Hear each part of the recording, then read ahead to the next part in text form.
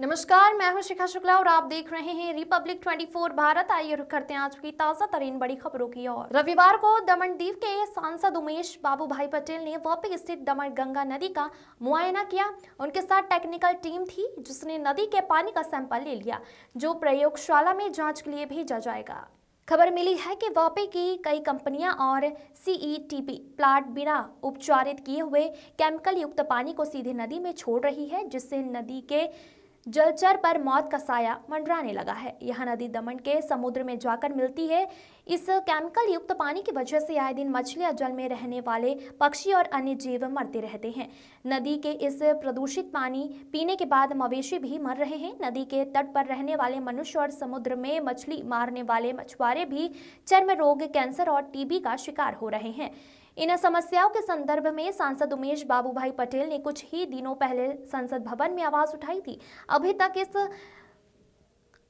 बाबत कोई कार्रवाई नहीं हुई है, जिस वजह से उमेश बाबूभाई पटेल ने अपनी टेक्निकल टीम के साथ दमन गंगा नदी तट पर परीक्षण किया और पानी का सैंपल भी लिया है। जिसके बाद सांसद जी ने कच्चीगाम के झरी में अपनी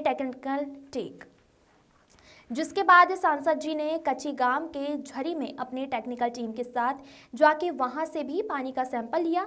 उसके बाद सांसद जी ने दमन के समुद्र और दमन के भीमपुर से भी पानी के सैंपल लेकर टेक्निकल लैब में भेज दिया है। सांसद का कहना है कि गिरते पर्यावरण स्तर और जीव जंतुओं के विलुप्त होने की समस्याओं को देखते हुए मैं संसद भवन में फिर से इस मुद्दे को उठाऊंगा। इस दौरे के बारे में उमेश बाबूभाई पटेल नामधा स्थित डंपिंग यार्ड में भी गए। यहां उन्होंने काम करने वाले कर्मचारियों से बातचीत की, मशीनें देखी और इस जगह के कचरे का भी सैंपल लेकर प्रयोगशाला भेजा। इस डंपिंग यार्ड में भी पर्यावरण का रक्षण हो रहा है, जिससे मानव जीवन खतरे में पड़ गया है। Bureau report. उमेशभाई, આજે જે તમે આ દમણગંગા સ્થિતિના પાણીનો નિકાલનો ચકાસણી કરી છે, તો આગળ આ સેમ્પલ લીધા છે એનું શું કરશો અને કઈ રીતના કાર્યવાહી આગળ કરશો?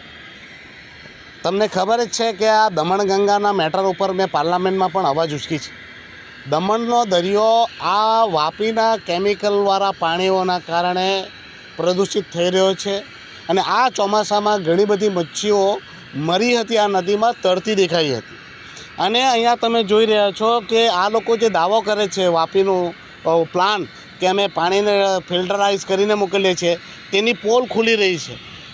આ આખું કેમિકલ આ સમુદ્રમાં નદીના માધ્યમથી જઈ રહ્યું છે, જેના અમે સેમ્પલ લીધા છે।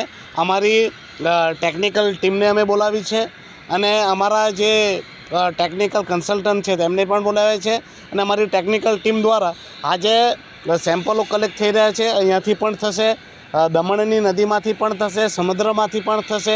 આવી રીતે અમે પોલ્યુશનના સેમ્પલો લઈને અને આ લેબોરેટરી પરથી રેપ્યુટેડ લેબોરેટરી પાસે રિપોર્ટો લઈને પાર્લામેન્ટમાં આના ઉપર અવાજ ઉચકવામાં આવશે અને આ જે અમારી નદી અને સમુદ્ર પ્રદૂષિત થઈ રહ્યો છે તે પ્રદૂષણને કોઈ પણ કાળે રોકવામાં આવશે અને ફરીથી નદીને સાફ સુથરી અને સમુદ્રને સાફ સુથરો કરવામાં આવશે। ઉમેશભાઈ, ફક્ત માછલીઓની તકલીફ નથી, ખેતી અને માણસો, આમાં બાળકો નાહી છે નદીમાં, એને પણ તકલીફ। તમે જોઈ રહ્યા હશો તો અહીંયા હમણાં જ આ કેમિકલનું જ્યાં પાણી છૂટાઈ રહ્યું છે ત્યાં જ માણસો આટલા મચ્છીમારી કરી રહ્યા છે અને આના લીધે વોટર લેવલ પણ ખરાબ થઈ રહ્યું છે। અમારી જો ભૂજળ છે એ તમે જુઓ તો આ દમણના સહિતના આ 72 ગામોમાં પણ આની ઇફેક્ટ થવા લાગી છે અને સાથે સાથે કેમિકલના કારણે આવનાર સમયમાં કેન્સર જેવી મહાભયાનક બીમારી પણ થવાની જ છે અને આ પોલ્યુશનના કારણે ખૂબ જ તકલીફો આવી રહી છે। તો આ તકલીફ આવનાર ભવિષ્યમાં અમારા બાળકોનું, અમારું ભવિષ્ય સર્વનાશ ન કરી દે એની રોકથામ માટેનું આ કામગીરી ચાલુ છે। ऐसे ही ताज़ा तरीन खबरों को देखने के लिए बने रहिए हमारे साथ।